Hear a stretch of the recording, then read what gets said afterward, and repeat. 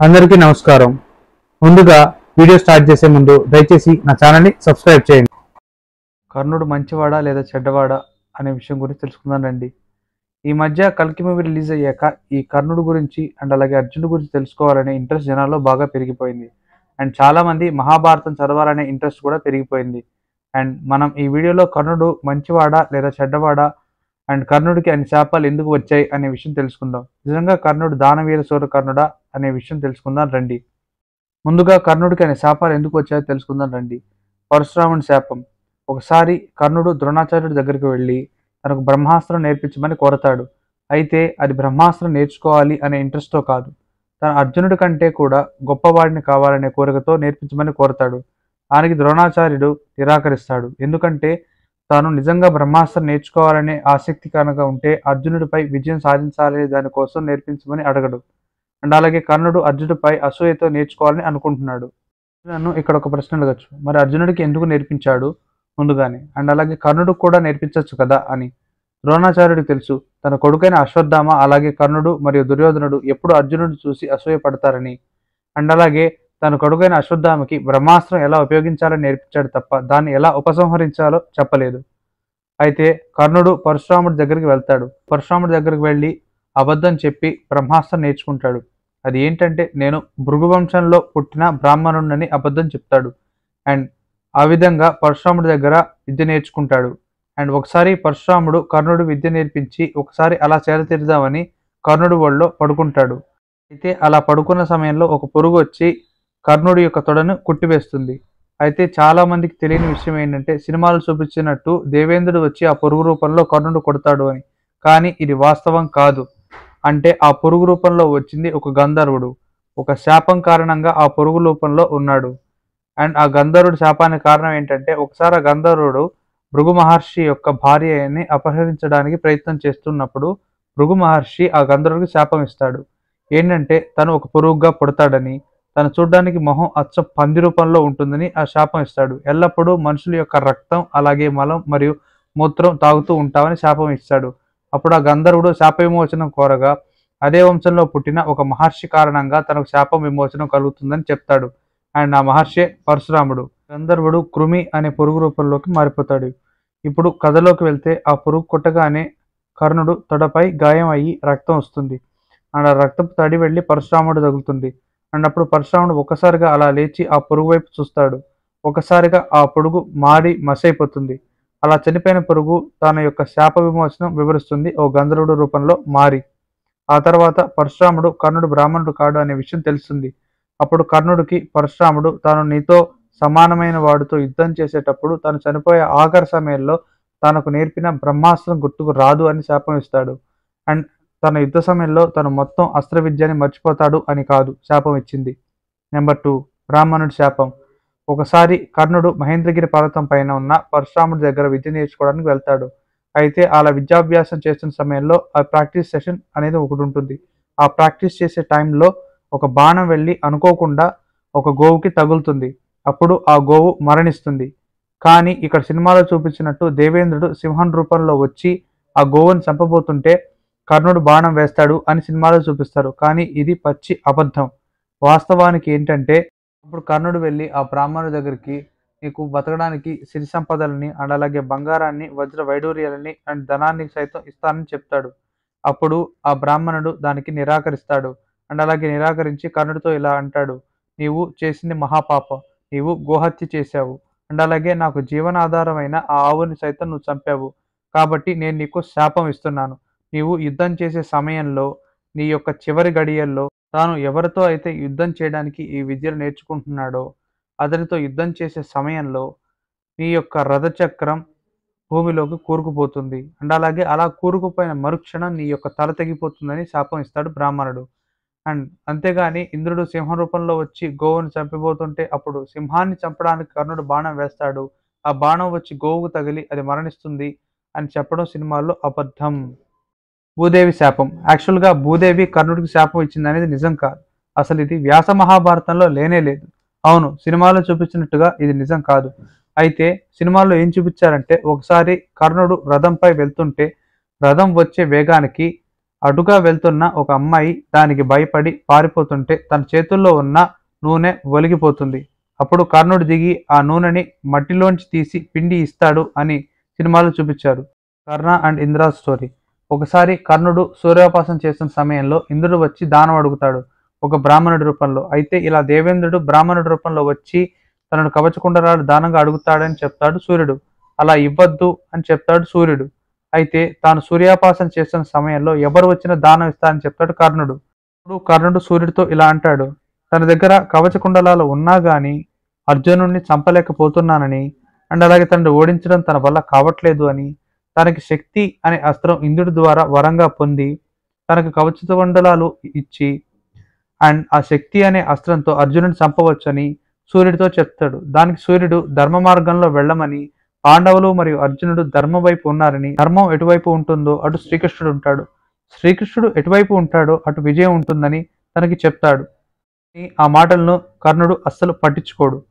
అప్పుడు సూర్యుడు చేసేదేది లేక అంతర్ధానం అయిపోతాడు. ఆ తర్వాత ఇంద్రుడు కర్ణుడి దగ్గరకు వచ్చి తన కవచకుండలాలను దానంగా అడుగుతాడు. అప్పుడు ఇంద్రుడు బ్రాహ్మణుడి వేషంలో వస్తాడు. కర్ణుడికి తాను ఇంద్రుడు అనే విషయం తెలిసిందనే విషయం ఇంద్రుడికి తెలుస్తుంది. అండ్ అప్పుడు కర్ణుడు తాను కవచం ఇస్తాను కానీ దానికి బదులుగా శక్తి అనే అస్త్రం ఇవ్వమని కోరతాడు. దానికి ఇంద్రుడు సరే అని అంటాడు. అండ్ అలాగే అప్పుడు మరో వరాన్ని కూడా కర్ణుడు కోరతాడు. తాను కవచకుండలాలను లేకుండా చూడడానికి అంత బాగోనని, తాను కవచకుండలాలను తీసేసినా కూడా తన రూపం అందంగా ఉండాలని. దానికి ఇంద్రుడు తలాస్తు అని అంటాడు. అయితే అలాగే కర్ణుడు తన యొక్క కవచకుండలాలను కత్తితో కోసి ఇస్తాడు. అప్పుడు ఎంతగానో రక్తం పోతుంది. ఈ యొక్క చర్యకు గాను ఇంద్రుడు కర్ణుడి వైపు చూసి ఆశ్చర్యపోతాడు. అండ్ అలాగే కర్ణుడికి శక్తి అనే అస్త్రం బహుకరించి ఆ కవచకుండలాలను తీసుకొని ఇంద్రుడు తన లోకానికి వెళ్ళిపోతాడు. అండ్ ఇక్కడ దానం అంటే ఏది కూడా ఆశించకుండా తీసుకునే దాన్ని దానం అంటారు. అంతేకాని ఒకటి ఇచ్చి ఒకటి తీసుకోవడం దాన్ని దానం అని అంటారు. అండ్ ఈ సంఘటన కురుక్షేత్రానికి ముందే జరిగింది తప్ప కురుక్షేత్ర యుద్ధం మధ్యలో జరగలేదు. అండ్ సినిమాల్లో చూపించింది కూడా అబద్ధం. మీరు నన్ను ఇక్కడ ఒక క్వశ్చన్ అడగచ్చు, ఇంద్రుడు ఎందుకు వచ్చి ఇలా దానం అడిగానని. దానికి కారణం కర్ణుడు తనకి యొక్క కవచకుండలాలు ఉండగా తనను ఎవరు చంపలేనే విషయం తెలుసుకొని తను ఎంతగానో విరవీగేవాడు. అవి ఉన్నాయనే ధైర్యంతోనే ద్రౌపది వస్త్రాభరణం చేయించాడు. అలాగే దుర్యోధనుడికి అలా ద్రౌపదీదేవిని నిండు సభలో వివస్త్రం చేయమని దుర్యోధనుడికి సలహా ఇచ్చింది కూడా కర్ణుడే. ఇలాంటివి ఎన్నో చెడ్డ పనులు చేశాడు. దుర్యోధనుడితో కలిసి పాండవులు లక్క ఇంట్లో ఉంచడం అండ్ అలాగే ఆ ఇంటికి నిప్పు పెట్టడం ఇలాంటివి కూడా ఐడియాస్ ఇచ్చింది కూడా కర్ణుడే. అండ్ అలాగే మరో సంఘటన ఏంటంటే సినిమాల్లో చూపించిన సంఘటన, అలా ఒకసారి దుర్యోధనుడు కళింగ రాజ్యానికి స్వయంవరానికి వెళ్తాడు. అయితే అప్పుడు అక్కడున్న రాజకుమారికి దుర్యోధనుడు నచ్చడు. దానితో బలవంతంగా ఆ రాజకుమారిని దుర్యోధనుడు తన రథంతో ఎక్కించుకొని తీసుకుపోతాడు. అండ్ అప్పుడు అడ్డు వచ్చిన సైన్యంతో కర్ణుడు యుద్ధం చేస్తాడు. అక్కడున్న వాళ్ళని విచ్చలవిడిగా విచక్షణారహితంతో చంపివేస్తాడు. ఇలాంటి ఎన్నో ఘోరమైన ఇలాంటి పనులు చేస్తున్న కారణంగానే దేవతలందరూ కలిసి ఈ విధంగా ఒక నాటకం ఆడి ఇంద్రుడితో కర్ణుడి యొక్క కవచకుండలాలు తీసుకున్నారు. అండ్ ఆ దానం ఇచ్చే సమయంలో కూడా కర్ణుడు అర్జునుడిని చంపడానికి శక్తి అనే అస్త్రాన్ని వరంగా పొందాడు. Number 6, Abhimanyu's death. మహాభారతంలో 13వ రోజు అభిమన్యుడితో కర్ణుడు యుద్ధం చేయాల్సి వస్తుంది. అండ్ అప్పుడు కర్ణుడు అభిమన్యుడిపై యుద్ధం చేయడానికి వెళ్తాడు. అప్పుడు అభిమన్యుడు కర్ణుడి యొక్క కవచాన్ని చీల్చి చర్మం ఒలిచేసి చేస్తాడు. అండ్ కర్ణుడు మూర్ఛపోయేలా చేస్తాడు. అండ్ ఇక్కడ కర్ణుడు ఆల్రెడీ దివ్య కవచాలని ఇంద్రుడికి దానం చేశాడు కాబట్టి మామూలు కవచాలతోనే వేసుకొని యుద్ధం చేశాడు కర్ణుడు. అండ్ ఆ తర్వాత దుశ్శాసనుడిని తీసుకొని వస్తాడు తోడుగా అభిమన్యుడిపై యుద్ధం చేయడానికి. అప్పుడు అభిమన్యుడు దుశ్శాసనుడిని ఓడిస్తాడు. అండ్ అలాగే కర్ణుడిని సైతం ఓడించి తన రథాలని ముక్కలు చేస్తాడు. అభిమన్యుడి దగ్గరికి తట్టుకోలేక కర్ణుడు అక్కడి నుండి పారిపోతాడు. అండ్ ఆ తర్వాత కౌరవులు కర్ణుడు అందరూ కలిసి అభిమన్యుడిని అధర్మంగా చంపేస్తారు. సైంధవ వధ వస్తుంది. ఈసారి కూడా కర్ణుడు సైంధవుడిని నేను కాపాడుతానని ప్రగల్భాలు పలుకుతాడు. కానీ సైంధవుడిని అర్జునుడు చంపేస్తాడు. అండ్ ఇది గమనించిన దుర్యోధనుడు ద్రోణాచార్యుడితో కర్ణుడిని నమ్మి మనం యుద్ధం చేయడానికి వచ్చాం. మనం గడిచిన యుద్ధాల్లో అన్నీ కూడా ఓడిపోయాడు కర్ణుడు, ఒక్కటి కూడా కర్ణుడు గెలవలేదు. మన ఓటమి ఇక తథ్యం అని దుర్యోధనుడు అంటాడు. ఇది దుర్యోధనుడు కర్ణుడిని తినడం మూడోసారి. ఇక్కడ కర్ణుడు మరియు దుర్యోధనుడు యొక్క ఫ్రెండ్షిప్ బాండ్ కేవలం పాండవులను చంపడం కోసం, అలాగే దుర్యోధనుడు కర్ణుడిని వాడుకోగా, అలాగే రాజ్యం కోసం అర్జునుడిని చంపడం కోసం కర్ణుడు దుర్యోధన పంచన చేరుతాడు. అండ్ మూవీస్ చూపించినంత స్ట్రాంగ్ ఫ్రెండ్షిప్ బాండ్ ఏం కాదు కర్ణుడిది మరియు దుర్యోధనుడిది. ఇక్కడ అర్జునుడు మరియు కర్ణుడు ఫైనల్ బ్యాటిల్ చేయాల్సిన టైం వస్తుంది. ఇక్కడ చాలా మంది అనుకుంటాడు కర్ణుడు ఒక్కడే అర్జునుడి మీదకి యుద్ధం చేయడానికి వెళ్తాడని కురుక్షేత్ర యుద్ధంలో. కానీ అది అబద్ధం. కర్ణుడితో పాటు అశ్వత్థామ, దుర్యోధనుడు, దుశ్శాసనుడు, కృపాచార్య వీళ్లతో పాటు కొంతమంది కౌరవ సైన్యం వెంట పెట్టుకొని వస్తాడు అర్జునుడిపై యుద్ధం చేయడానికి కర్ణుడు. అప్పుడు భీముడు వచ్చి దుశ్శాసనుడిని ఓడించి అందరి ముందు తాను దుశ్శాసనుడిని చంపబోతున్నానని చెప్తాడు. అలాగే కర్ణుడితో సహా మిగతా కురు సైన్యం మొత్తం భీముడు కోపాన్ని చూసి భయపడుతుంది. అండ్ భీముడిని చూసి అక్కడి నుండి అంటే వాళ్ళు పారిపోతారు. ఏ చేతితో అయితే ద్రౌపది యొక్క కొరలను పట్టుకొని దుశ్శాసనుడు కురుసభలో ఈడ్చుకు వచ్చాడో అదే చేయిని విరగ్గొట్టి అండ్ తన యొక్క గోళ్లతో దుశ్శాసనుడి యొక్క గుండెను చీల్చి రక్తాన్ని కాళ్ళు చూస్తాడు భీముడు. ఇది చూసిన వాళ్ళంతా అటు నుండి అటే పారిపోతారు. అలాగే అర్జునుడు అశ్వత్థామని, కృపాచారిని ఓడిస్తాడు. అలాగే కర్ణుడు ఒక్కడే ఒంటరిగా ఉంటాడు. ఇక్కడ పరశురాముడు ఇచ్చిన శాపం కారణంగా అన్ని అస్త్రాలు మర్చిపోయాడు అనుకుంటారు, కానీ అది శుద్ధ తప్పు. కురుక్షేత్ర యుద్ధంలో కర్ణుడికి అన్ని అస్త్రశస్త్ర విద్యలు గుర్తు ఉంటాయి. కర్ణుడు పరశురాముడు ఇచ్చిన భార్గవాస్త్రం ప్రయోగిస్తాడు అండ్ దానిని అర్జునుడు బ్రహ్మాస్త్రాన్ని ఉపయోగించి నిర్వీర్యం చేస్తాడు. అయితే ఇక్కడ చాలా మూవీస్ లో కర్ణుడు తన యొక్క శాపం కారణంగా అస్త్ర విద్యను మర్చిపోతాడు అని చూపిస్తారు, కానీ ఇది అబద్ధం. ఇక్కడ కర్ణుడి దగ్గర నాగాస్త్రం అనే మరో అస్త్రం ఉంది. అయితే ఈ అస్త్రంపై తక్షుడు యొక్క కొడుకైన అశ్వసేనుడు అనే పాము ఉంటుంది. అప్పుడు అశ్వసేనుడు కర్ణుడితో చెప్తాడు తను ఈ అస్త్రంపై ఉంటా అని. సరిగ్గా అర్జునుడి మొహంపై గురి చూసి వేయమని తనకు చెప్తాడు.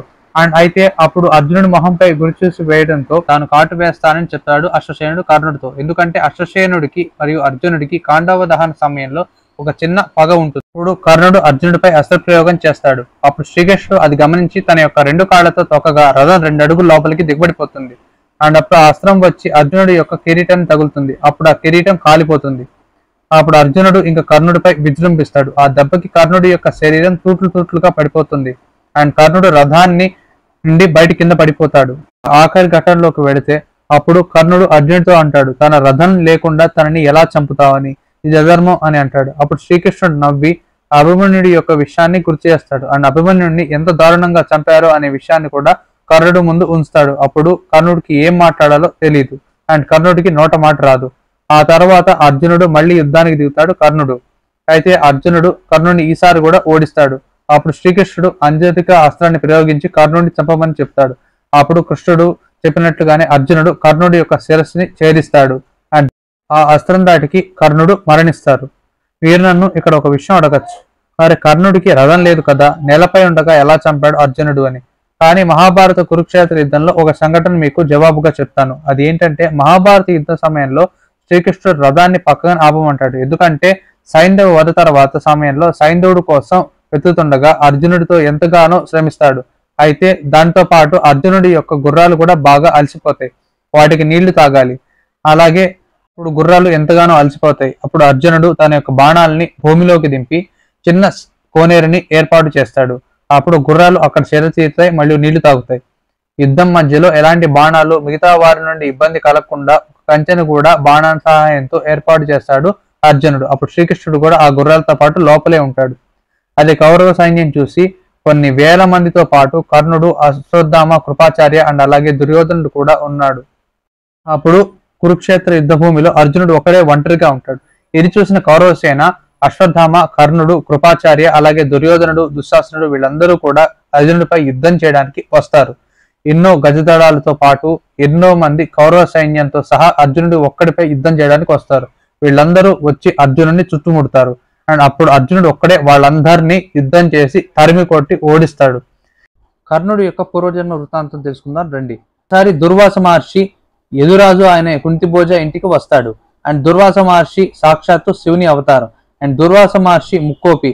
అయితే రాజా కుంతిభోజ తన కూతురు అయిన కుంతికి ఆయనకు సకల మర్యాదలు చేయమని చెప్తాడు. ఆవిడ ఎలాంటి లోటు లేకుండా ఆయనకి మంచి సేవలు చేస్తుంది. కుంతి సేవలకు మెచ్చి సంతాన సాఫల్య మంత్రాన్ని ఉపదేశిస్తారు. ఆ మంత్రం యొక్క గొప్పతనం ఏంటి అంటే తనకు నచ్చిన దేవుడిని కోరుకొని సంతానాన్ని పొందొచ్చు. ఇక్కడ ఏ ఫిజికల్ ఇంటిమసీ లేకుండా పిల్లల్ని కనడం. అయితే ఇక్కడ మనుషుల్లాగా దేవతలు పిల్లల్ని కనరు. అండ్ ఆ తర్వాత కుంతి ఒకసారి దుర్వాస మహాముని ఇచ్చిన మంత్రాన్ని టెస్ట్ చేద్దామని ప్రయత్నం చేస్తుంది. అండ్ అప్పుడు ఆమెకు తెలియదు ఫ్యూచర్ లో ఎలాంటి సిచ్యువేషన్స్ రాబోతున్నాయని. అప్పుడు సూర్యుడికి పూజ చేయగా సూర్యుడి ప్రత్యక్షమై తనకు ఒక బిడ్డని వరప్రసాదంగా ప్రసాదిస్తాడు. అప్పుడు వాడే పెరిగి పెద్దై కర్ణుడు అవుతాడు. పెళ్లి కాకముందే కుంతి తల్లి అవుతుంది. ఎక్కడ అవమానాలు వస్తాయో అని కర్ణుడిని ఒక పెట్టెలో పెట్టి అందులో బంగారం లాంటివి పెట్టి నదిలో వదిలేస్తుంది. అండ్ అప్పుడు ఆ పెట్టె రాధా మరియు అతిరథులకి దొరుకుతుంది. అండ్ ఇది మనకు తెలిసిన మహాభారతంలోని స్టోరీ. ఇప్పుడు మనం ద్వాపర యుగం నుండి సత్యయుగానికి వెళ్దాం. శ్రీ మహావిష్ణువు నరసింహావతారం ఎత్తి హిరణ్యకశిపుని సంహరిస్తాడు. ఆ తర్వాత ఆ అవతారం నరుడు అలాగే నారాయణుడిగా విడిపోతుంది. ఆ తర్వాత త్రేతాయుగం మొదలవుతుంది. అప్పుడు నరుడు మరియు నారాయణుడు దక్ష ప్రజాపతి కూతురైన మూర్తి అలాగే బ్రహ్మకుమారుడైన ధర్మకి కుమారుడుగా జన్మిస్తారు. అలాగే అదే సమయంలో దంభోద్భవుడనే రాజు సూర్యుడికి ఘోరమైన తపస్సు చేసి సూర్యుడిని ప్రసన్నం చేసుకుంటాడు. అండ్ అప్పుడు సూర్యుడి ప్రత్యక్షమై ఏం వరం కావాలో కోరుకోమంటాడు. అప్పుడు దంభోద్భవుడు మరణమే లేని వరాన్ని ఇవ్వమని కోరగా దానికి సూర్యుడు నిరాకరిస్తాడు. అప్పుడు 1000 కవచాలను వరంగా ఇవ్వమని కోరుతాడు. అప్పుడు సూర్యుడు ఆ 1000 కవచాలని ప్రసాదిస్తాడు. కాకపోతే ఇందులో ఒక చిన్న షరతు పెడతాడు. ఆ 1000 కవచాలను విరగొట్టాలి అంటే 1000 ఏళ్లు తపస్సు చేసి మరో 1000 సంవత్సరాలు అతనితో యుద్ధం చేయాలనే ఒకటి షరతుగా పెడతాడు. కాగా కవచాన్ని విరగొట్టిన తర్వాత యుద్ధంలో చేసిన వాడు మరణించాలి అని కోరుతాడు.